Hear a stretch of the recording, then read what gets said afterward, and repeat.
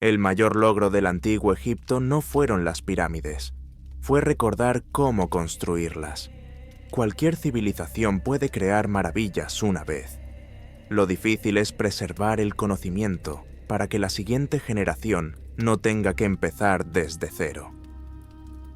Antes de que existiera el concreto romano, antes del fuego griego, antes del acero de Damasco, existió Egipto, una civilización que mantuvo su conocimiento vivo durante 3000 años, más tiempo que cualquier imperio antes o después.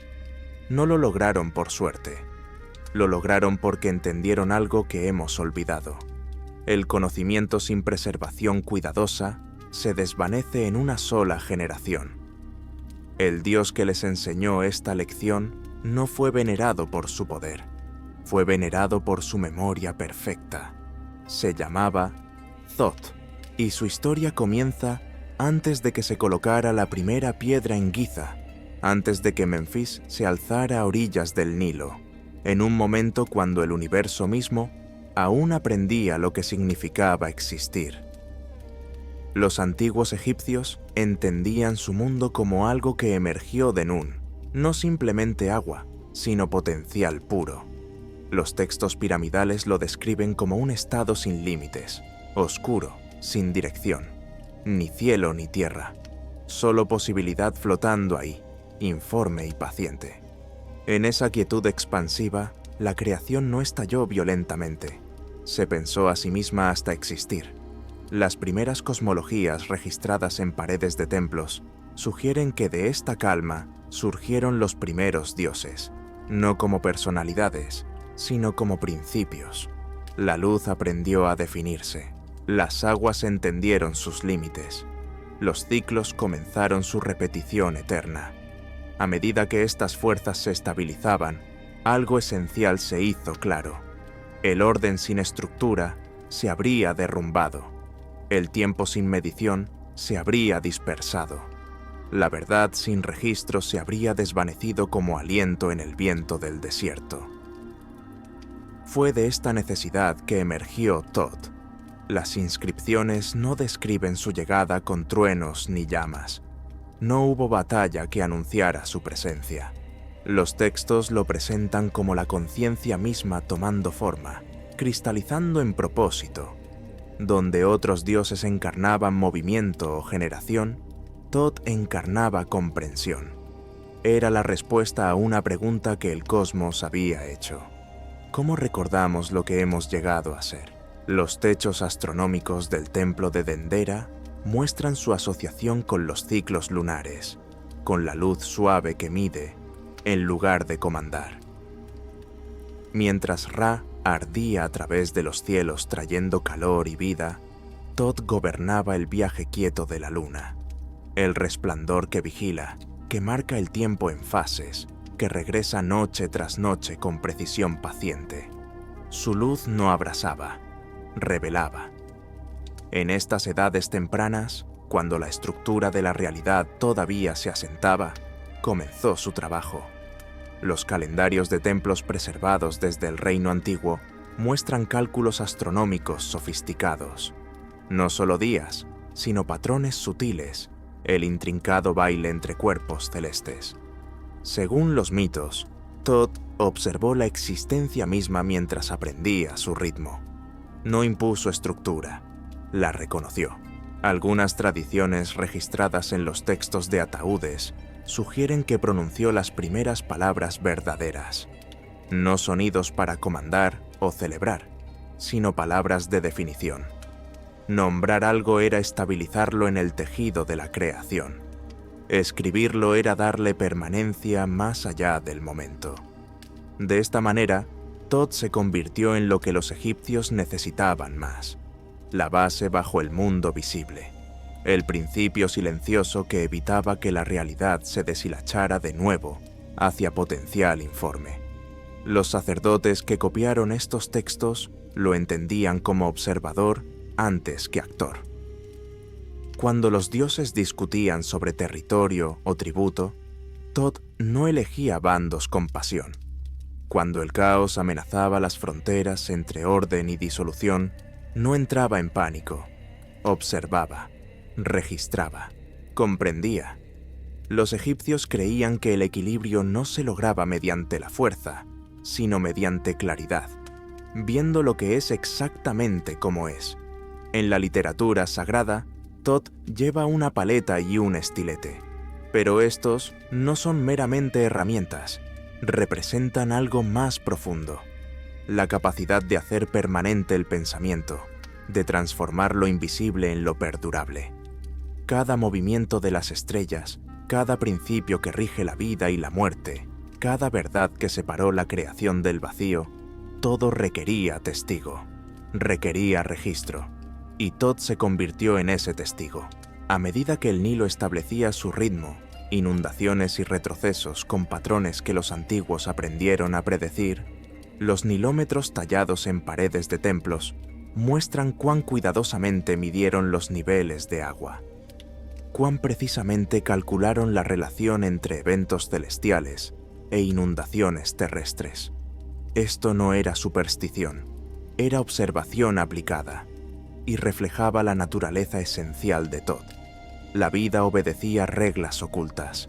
El tiempo seguía una arquitectura invisible, y alguien necesitaba preservar esas reglas para proteger lo que los egipcios llamaban Ma'at, verdad, equilibrio, armonía cósmica.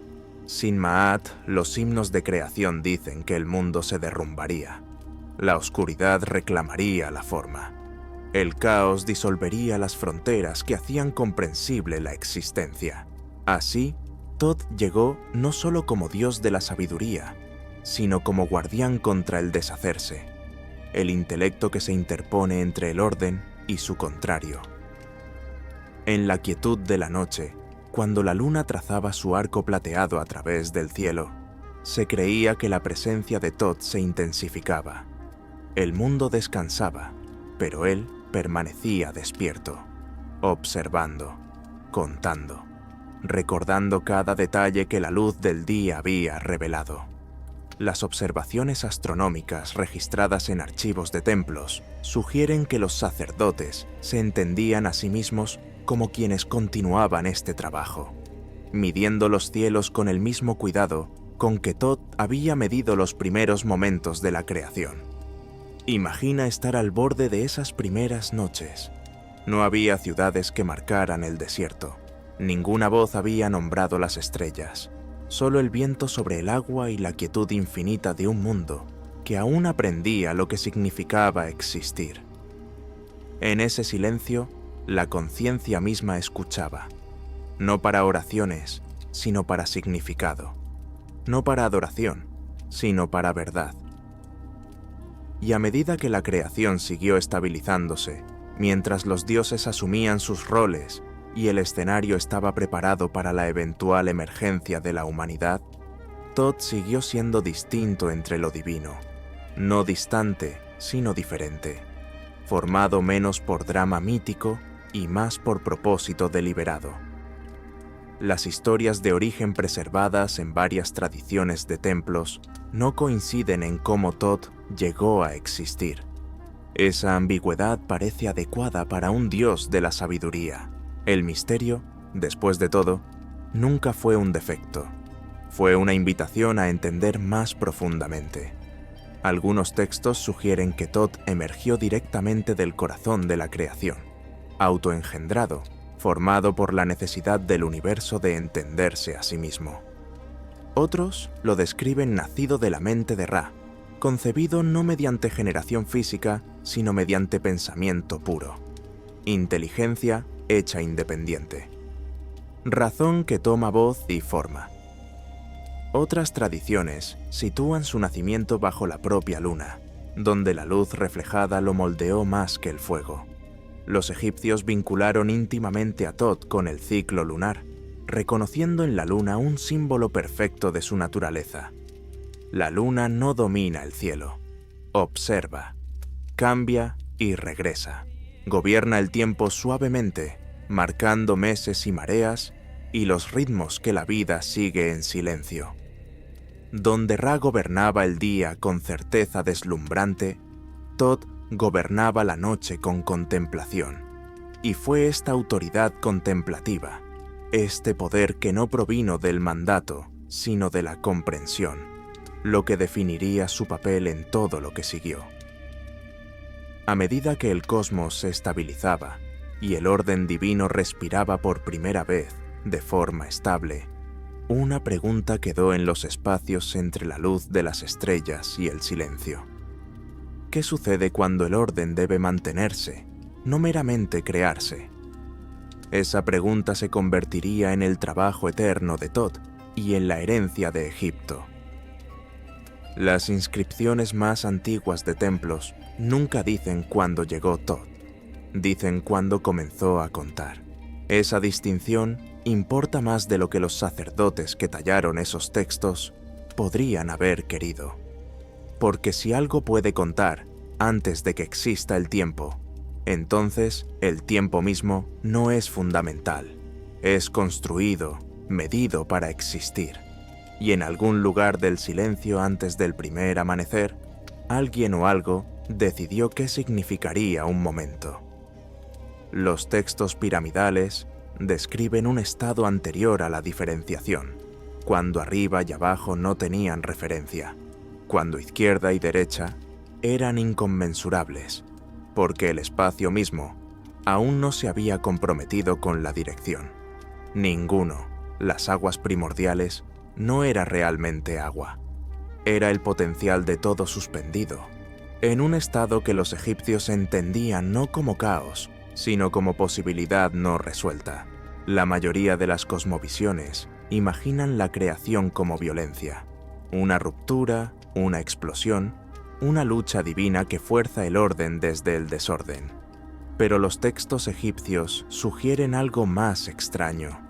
Sugieren la creación como reconocimiento, como si la realidad siempre hubiera estado allí, esperando ser notada, esperando a algo inteligente lo suficientemente observador para traerla a la coherencia. Thoth no modeló el primer amanecer, lo midió, no mandó a las estrellas a sus cursos, las mapeó, y en ese mapeo, en ese primer acto de atención sostenida, el universo comenzó a entender lo que había llegado a ser. El libro de los muertos conserva una frase curiosa, palabras pronunciadas por Thoth, naciente de sí mismo, no nacido, no creado, que surgieron como si él hubiera existido siempre, doblándose dentro del tejido de potencial hasta que la conciencia misma se desplegó en presencia. Los textos nunca explican qué desencadenó ese despliegue, solo confirman que ocurrió antes de que cualquier otra cosa pudiera hacerse fija. Hay algo profundamente inquietante en esta secuencia. Si la inteligencia surgió antes de la forma, entonces la conciencia no es un producto del universo. Es un prerequisito para que el universo se estabilice en absoluto. Los primeros consejos divinos, registrados en la mitología templaria, muestran a los dioses reunidos para asignar roles, territorios y responsabilidades. Ra gobernaba el viaje del sol, Geb sostendría la tierra, Nut se curvaría a través de los cielos. Pero Thoth no recibió territorio, ni dominio de materia o fuerza. En su lugar, se le dio algo más fundamental, la autoridad para determinar lo que era verdadero. En la sala de las dos verdades de Hermópolis, donde eventualmente se elevaría el centro principal de culto de Thoth, los sacerdotes copiaron textos que describían su primer acto, estableciendo Ma'at no como una ley impuesta ante la realidad, sino como la estructura inherente de la realidad. La verdad no era obediencia, la verdad era alineación con lo que es, y el papel de Thoth era preservar la claridad que permitiera percibir esa alineación. Pero aquí es donde los textos empiezan a disgustarse, porque si Ma'at es inherente, tejida en el tejido de la creación, ¿por qué necesita protección? ¿Por qué necesita un guardián? La respuesta aparece de forma oblicua en la literatura sabia posterior, porque la conciencia puede olvidar, porque incluso los dioses pueden perder de vista lo que una vez supieron, porque el primer acto de creación no fue hacer que apareciera el orden, sino hacer que persiguiera. Los papiros astronómicos de la nueva realeza muestran cálculos que los sacerdotes insistían en que no se inventaron, sino que se recordaran, heredados de una época en la que la relación entre cielo y tierra era directa, no mediada, obvia. El ángulo del Sol en el equinoccio, el ritmo de la salida de Sirio, la correlación entre meses lunares y las crecidas del Nilo. No eran descubrimientos. Los textos sugieren que fueron recuperaciones de lo que Thoth había establecido al principio. Y si eso es verdad, entonces algo se había perdido. Conocimientos directos que requerían reconstrucción. Alguna claridad inicial que ya había empezado a desvanecerse. El historiador griego Plutarco, escribiendo sobre la teología egipcia siglos después, registró un detalle extraño de los sacerdotes en Tebas, que Thoth inventó la escritura no para preservar el conocimiento que la humanidad había adquirido, sino para evitar que el conocimiento ya poseído se desliciera. Escribir, en esta interpretación, no era progreso, era una defensa contra el olvido, lo que significa que el cosmos en el momento de su estabilización ya era vulnerable, ya se inclinaba hacia la entropía, ya requería esfuerzo para mantener lo que se había dado libremente al inicio. El primer acto de Thoth, entonces, no fue creación, fue mantenimiento.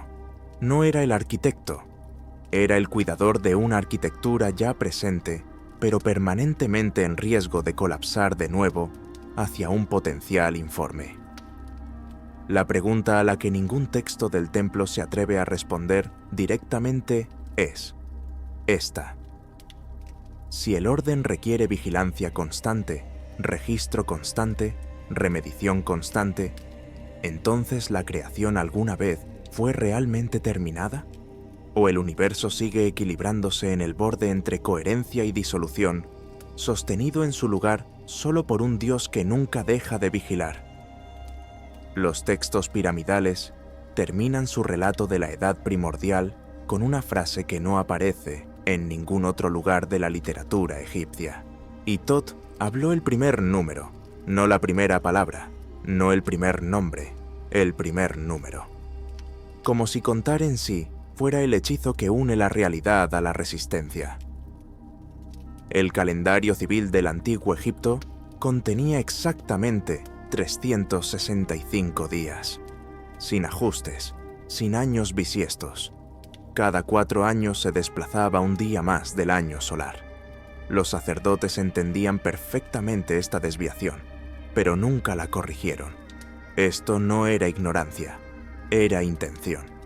Porque junto a ese calendario civil, los egipcios mantenían un segundo sistema, un calendario lunar de 354 días que rastreaba festividades religiosas con precisión ligada a las fases de la luna.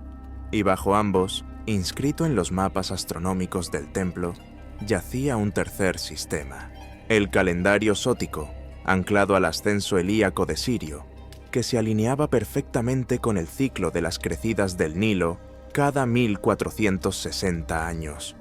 3 calendarios, 3 recuentos diferentes, todos mantenidos simultáneamente durante milenios. ¿Por qué una civilización capaz de precisión astronómica usaría deliberadamente un calendario imperfecto para fines civiles mientras reservaba la exactitud para la observación sagrada? La respuesta existe en los textos mismos, aunque discretamente. Las inscripciones del templo en Edfu describen a Thoth no como el inventor del tiempo, sino como su regulador, la inteligencia divina que determinaba qué ciclos importaban, qué ritmos requerían atención y qué medidas preservarían el orden cósmico. Él no creó el movimiento del Sol, pero sin Thoth nadie sabría cuándo se elevaría ni por qué importaba, o cómo estructurar rituales, agricultura y gobernanza alrededor de su regreso confiable.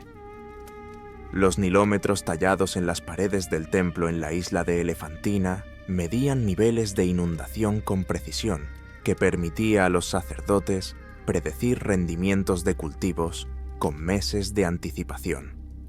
Pero las inscripciones junto a esas mediciones Las describen como confirmaciones de patrones que Thoth había establecido en la creación, patrones que se sostendrían mientras fueran debidamente observados. La medición en este marco no era meramente práctica, era ontológica. Medir correctamente era alinearse con el orden subyacente del universo. Medir incorrectamente o dejar de medir era invitar a la disolución lenta de la estructura de nuevo hacia un potencial informe. El papiro matemático de 1600 a.C. contiene cálculos geométricos para áreas, volúmenes y proporciones. El problema 51 pide a los escribas calcular el área de un campo circular usando un método que aproxima pi a 3,16, sorprendentemente cercano al valor real de 3,14159. Pero el papiro no ofrece explicación de por qué se eligió esa aproximación específica. Sin derivación, sin prueba, solo la instrucción. Este es el procedimiento, como si el conocimiento existiera antes de la necesidad de justificarlo. La arquitectura del templo revela el mismo patrón.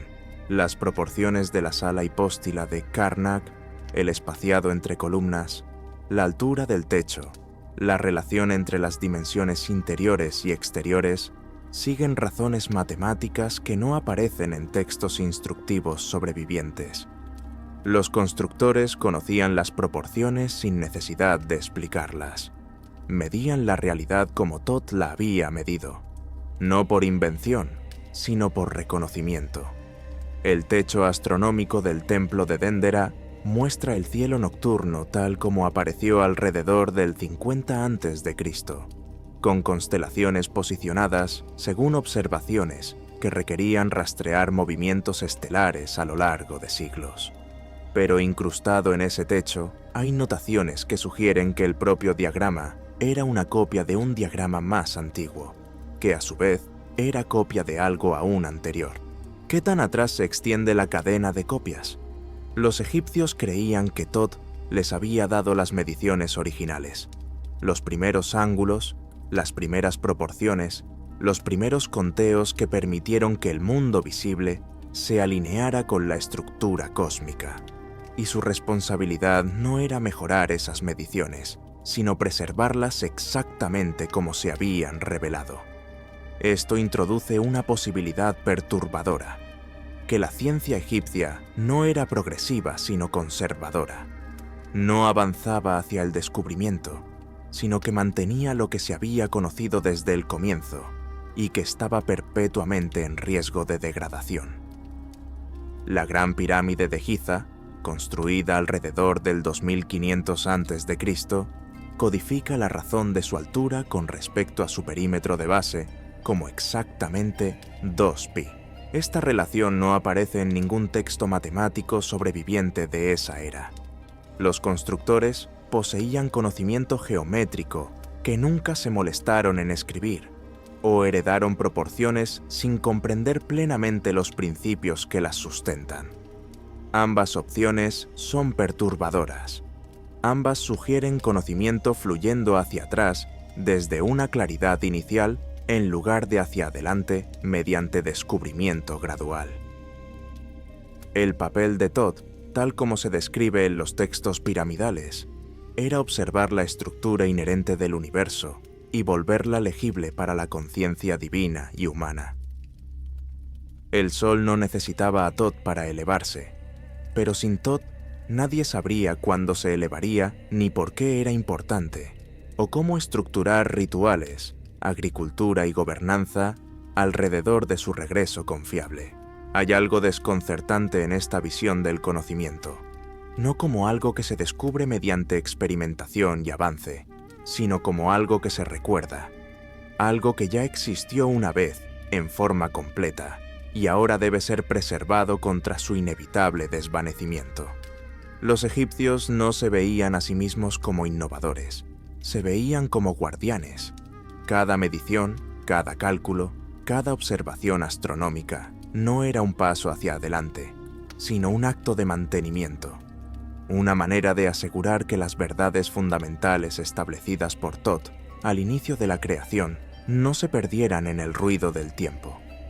Esta filosofía explica mucho sobre por qué la civilización egipcia permaneció tan estable durante tanto tiempo. No perseguían el cambio, perseguían la continuidad. No buscaban mejorar lo que tenían, buscaban preservarlo exactamente como era, porque creían que cualquier desviación del patrón original era degradación, no progreso. Y quizá tenían razón en algo que nosotros hemos olvidado, que no todo conocimiento se gana mediante avance, que algunos tipos de sabiduría solo pueden perderse. Pero la historia es más complicada de lo que parece, porque mientras Egipto mantuvo sus conocimientos durante 3000 años, también perdió algo crucial en el proceso. Ese ciclo entre preservación y pérdida define algo más profundo sobre cómo las civilizaciones tratan la sabiduría. Los papiros médicos tardíos revelan una transformación silenciosa. Lo que comenzó como conocimiento sagrado, guardado celosamente, transmitido solo a iniciados entrenados durante décadas, lentamente se convirtió en mercancía. Para el período tolemaico, podías comprar hechizos que antes requerían años de estudio en el templo. Los amuletos funerarios se vendían en paquetes premium. Las fórmulas que una vez protegían secretos cósmicos, ahora adornaban las tumbas de mercaderes ricos que apenas entendían lo que estaban adquiriendo. Esta comercialización no fue simplemente decadencia moral, fue algo más sutil. El sistema que Egipto había construido para preservar conocimiento dependía de restricciones institucionales, de jerarquías de iniciación, de la separación cuidadosa entre quienes sabían cómo y quienes entendían por qué. Cuando esas barreras colapsaron, el conocimiento procedural sobrevivió. Las técnicas persistieron, pero la sabiduría que daba contexto, que explicaba cuándo aplicar cierto tratamiento o cuándo abstenerse, esa se evaporó. Un escriba del siglo I registró esta observación inquietante. Copiamos las palabras antiguas con precisión perfecta, cada símbolo exactamente como apareció en textos que nuestros abuelos copiaron. Pero cuando leo estas fórmulas, ya no siento lo que significan. Entiendo las instrucciones, no entiendo el propósito. Esa distinción importa enormemente, porque revela una verdad incómoda sobre el conocimiento mismo. No basta con preservar información. Debes preservar el contexto que la hace útil en lugar de peligrosa, significativa en lugar de meramente técnica.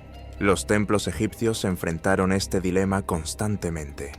Registraban hechizos médicos junto a advertencias, no para los no iniciados, pero esas advertencias asumían que las restricciones institucionales se mantendrían para siempre. Asumían que los templos siempre controlarían quién accedía a qué textos. Asumían estabilidad perpetua. La realidad demostró lo contrario. Los imperios caen. Las instituciones colapsan. Los sistemas de control se desintegran. Y cuando eso sucede, el conocimiento que fue cuidadosamente restringido por buenas razones, de repente queda disponible para cualquiera que pueda leer. Sin formación, sin contexto, sin comprensión de por qué ciertos saberes requerían precaución. Este patrón no es exclusivo de Egipto. Observa cómo la tecnología moderna enfrenta desafíos idénticos. La energía nuclear requiere no solo conocimiento técnico, sino comprensión profunda de consecuencias. La ingeniería genética demanda no solo habilidad procedural, sino juicio ético. La inteligencia artificial plantea preguntas que la competencia técnica sola no puede responder. En cada caso, el cómo se puede enseñar relativamente rápido. El por qué y el cuándo requieren algo más. Sabiduría que se desarrolla con tiempo, experiencia y reflexión cuidadosa sobre consecuencias. Los egipcios intentaron resolver esto mediante estratificación del conocimiento, información básica disponible ampliamente, técnicas avanzadas restringidas a especialistas. conocimientos más peligrosos confinados a los rangos más altos del sacerdocio. Funcionó durante siglos, hasta que dejó de funcionar. ¿Por qué falló? Porque dependía de instituciones que se asumían eternas, pero resultaron temporales. Cuando los templos perdieron poder, cuando las escuelas de escribas cerraron, cuando nuevas dinastías impusieron diferentes sistemas, las restricciones se evaporaron. El conocimiento permaneció, grabado en papiros que sobrevivieron milenios, pero los guardianes desaparecieron. Hay algo profundamente irónico aquí. Los egipcios tuvieron tanto éxito preservando información técnica que sobrevivió al colapso de la sabiduría que la hacía segura. Sus textos médicos perduran, sus fórmulas astronómicas permanecen legibles, pero el contexto ético, las restricciones morales, la comprensión de cuándo aplicar cierto conocimiento versus cuándo abstenerse, eso se perdió. Todd, observando silenciosamente a través de milenios, presenciaba este nuevo tipo de desequilibrio, no entre verdad y falsedad, entre capacidad técnica y madurez ética, entre saber cómo hacer algo y comprender si deberías hacerlo. Los papiros mágicos tardíos contienen hechizos marcados explícitamente como peligrosos, no para pronunciarse en voz alta, no para uso casual, registrados únicamente para que no se pierdan de la tierra. Esa frase final es reveladora. Los escribas eligieron preservación completa sobre seguridad selectiva. Prefirieron el riesgo de que conocimiento peligroso fuera mal usado sobre el riesgo de que desapareciera completamente. ¿Fue la decisión correcta? 3000 años después, seguimos debatiendo esa pregunta. Cuando desarrollamos tecnologías poderosas, ¿las restringimos o las compartimos? Cuando descubrimos conocimientos potencialmente peligrosos, ¿los clasificamos o los publicamos?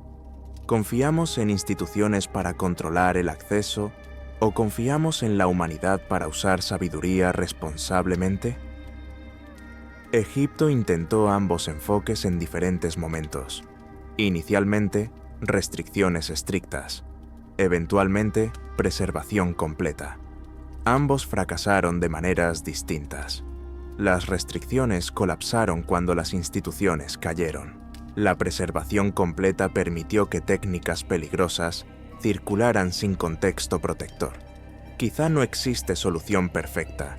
Quizá cada civilización debe elegir qué riesgo tolerar mejor: la pérdida de conocimiento o su uso indebido. Los egipcios eligieron preservar. Nosotros heredamos las consecuencias, tanto las beneficiosas como las problemáticas. Y Todd continúa observando, registrando, manteniendo silencio mientras otra civilización lucha con el mismo dilema eterno: cómo transmitir no solo información sino sabiduría, cómo preservar no solo técnicas sino el juicio que las hace valiosas en lugar de destructivas. Imagina por un momento que nuestra tecnología más avanzada desapareciera mañana, no gradualmente, sino de golpe. Los servidores fallan, las redes colapsan, las bibliotecas digitales se evaporan en milisegundos. ¿Cuánto sobreviviría? Tus fotos, tus documentos, décadas de investigación científica, todo almacenado en formatos que requieren electricidad, software específico, conocimiento técnico para descifrar. Sin esos sistemas, se vuelve inaccesible, no destruido, simplemente inalcanzable. Los egipcios lo entendieron de manera diferente. Grabaron en piedra porque la piedra no necesita infraestructura. Tallaron jeroglíficos porque los símbolos visuales trascienden el lenguaje hablado. Construyeron en proporciones matemáticas porque las matemáticas permanecen verdaderas independientemente de quién las lea o cuándo. No estaban siendo primitivos, estaban siendo estratégicos. Cuando preservaron conocimiento médico en papiros, no solo listaron ingredientes, especificaron proporciones, métodos de preparación, condiciones de almacenamiento. Trataron cada remedio como información crítica que futuras generaciones necesitarían replicar exactamente, porque sabían que el contexto se pierde más rápido que los datos. Sabemos cómo hacer aspirina, pero si tuvieras que explicarlo a alguien sin educación química moderna, sin acceso a equipos de laboratorio, ¿podrías hacerlo? Los egipcios podían. Sus textos médicos funcionan como recetas que cualquier persona alfabetizada podría seguir. Esa accesibilidad era intencional. Aquí está lo que nos perdemos cuando romantizamos civilizaciones antiguas o las descartamos como atrasadas. No eran menos inteligentes que nosotros, simplemente operaban bajo restricciones diferentes. Sin impresión, cada copia requería trabajo manual. Sin electricidad, el almacenamiento dependía de materiales duraderos. Sin comunicación instantánea, la información viajaba lentamente o no viajaba en absoluto. Entonces optimizaron para permanencia sobre conveniencia, para claridad sobre volumen, para accesibilidad a largo plazo sobre eficiencia a corto plazo, y funcionó durante 3000 años. Ninguna civilización moderna ha logrado eso.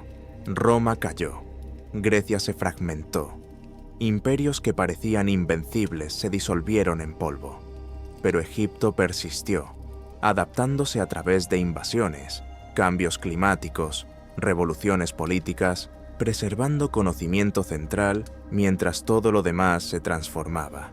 Thoth simbolizaba ese principio, no el dios de crear nuevas ideas, sino de mantener las verdaderas. No el inventor de sistemas, sino el guardián que aseguraba que los sistemas no se corrompieran con el tiempo. Cada escriba que copiaba un texto actuaba como Thoth. Cada sacerdote que enseñaba los rituales correctos. Cada arquitecto que replicaba proporciones sagradas sin modificarlas. Todos participaban en una cadena de preservación que se extendía hacia atrás, generaciones, y se proyectaba hacia adelante, hacia futuros que nunca verían. Esa mentalidad ha desaparecido casi por completo hoy. Tratamos el conocimiento como infinitamente expandible, siempre accesible, perpetuamente renovable. Asumimos que si algo se pierde, podemos redescubrirlo, que el progreso es lineal, que cada generación construye sobre la anterior sin retrocesos. La historia demuestra lo contrario repetidamente. Concreto romano que resistió 2 milenios, cuya fórmula exacta perdimos y tardamos siglos en aproximar. Fuego griego que quemaba en agua, cuya composición nadie registró completamente. Acero de Damasco con patrones que aún no podemos replicar perfectamente. Técnicas que existieron, funcionaron brillantemente y luego se desvanecieron porque una sola generación falló en transmitirlas correctamente. Los egipcios evitaron eso mediante redundancia obsesiva. Múltiples templos enseñando los mismos rituales, múltiples escribas copiando los mismos textos, múltiples sacerdotes memorizando las mismas fórmulas. Si un centro caía, otros preservaban el conocimiento, distribuían información de forma deliberada, estratégica, reconociendo que la centralización crea vulnerabilidad. Un solo archivo puede quemarse, una sola biblioteca puede ser saqueada, pero conocimiento dispersado a través de geografía y estratificado a través de jerarquías sociales tiene múltiples puntos de fallo antes del colapso total. Moderno cloud computing finalmente está redescubriendo ese principio. Servidores redundantes, copias de respaldo distribuidas, sistemas diseñados para sobrevivir a fallas individuales. Los egipcios lo implementaron sin tecnología, solo mediante organización social cuidadosa, y aún enfrentaron el mismo dilema que nosotros. ¿Cuánto conocimiento compartes abiertamente? ¿Cuánto restringes? Demasiada apertura y herramientas peligrosas caen en manos no preparadas. Demasiada restricción y el conocimiento muere con sus guardianes cuando las instituciones colapsan. Eligieron preservación completa con restricciones graduadas, información básica accesible ampliamente, técnicas avanzadas para especialistas, conocimiento más sensible para élites. Funcionó mientras las instituciones permanecieron estables. Cuando cayeron, el conocimiento sobrevivió, pero el contexto no. Exactamente lo que intentaban prevenir. Nosotros enfrentamos lo inverso. Tenemos contexto abundante, explicaciones interminables, pero almacenamiento frágil. Un pulso electromagnético podría borrar décadas de investigación digital instantáneamente. Cambios de formato hacen archivos ilegibles en años, no siglos. Quizá la lección no es copiar métodos egipcios directamente, es reconocer que cada era debe resolver el mismo problema fundamental de formas apropiadas a sus circunstancias. Cómo preservar lo que importa cuando todo eventualmente termina. Ellos eligieron piedra, nosotros elegimos silicio. Ambos apuestan porque sus medios durarán lo suficiente para que importa. La diferencia es que ellos diseñaron intencionalmente para colapso. Asumieron que Egipto no duraría eternamente. Prepararon conocimiento para sobrevivir sin ellos. Nosotros asumimos continuidad, que nuestros sistemas persistirán, que futuras generaciones heredarán infraestructura funcional, que el progreso nunca retrocede verdaderamente. Todd observaría ese optimismo con su silencio característico, registrando, midiendo, esperando pacientemente a que otra civilización aprenda lo que todas, eventualmente descubren. El conocimiento sin preservación cuidadosa desaparece en una generación, y cada generación debe elegir qué merece protección, qué formato usará, cuánto riesgo tolerará entre pérdida y mal uso. Los egipcios hicieron su elección. Duró 3 milenios. La nuestra apenas comienza. Ahora sabemos qué pasó cuando Todd cuidó del antiguo Egipto. No construyó las pirámides, no dictó leyes, no gobernó con poder visible. Observó, registró, recordó, y al hacerlo, les dio algo más valioso que monumentos o conquistas. Les dio continuidad en un mundo donde todo lo demás se desmorona. 3000 años es un parpadeo cósmico, pero para una civilización humana es eternidad. Ningún imperio, antes ni después, ha preservado su conocimiento central durante tanto tiempo. No por suerte, sino por diseño. Porque entendieron lo que Todd encarnaba desde el principio, que la memoria requiere esfuerzo constante, que la verdad sin vigilancia se deforma, que el conocimiento sin guardianes se pierde. Nosotros heredamos ese desafío ahora. Nuestras bibliotecas son digitales. Nuestros archivos flotan en nubes que podrían evaporarse con un fallo de red. Asumimos que el progreso es permanente, que lo que sabemos hoy estará disponible mañana. Los egipcios sabían mejor. Grabaron en piedra precisamente porque no confiaban en la permanencia. Quizá esa sea la verdadera lección. No que debamos copiar sus métodos, sino adoptar su mentalidad, que cada generación es temporal, que nuestro trabajo no es solo descubrir, sino preservar, no solo crear, sino transmitir, no solo saber, sino asegurar que quienes vienen después también puedan saber. Todd sigue observando, paciente como siempre, esperando a ver qué elegiremos preservar cuando nuestra propia civilización enfrente su inevitable crepúsculo. Porque llegará, siempre llega. La pregunta no es si sobreviviremos, es qué quedará cuando ya no estemos aquí para explicarlo.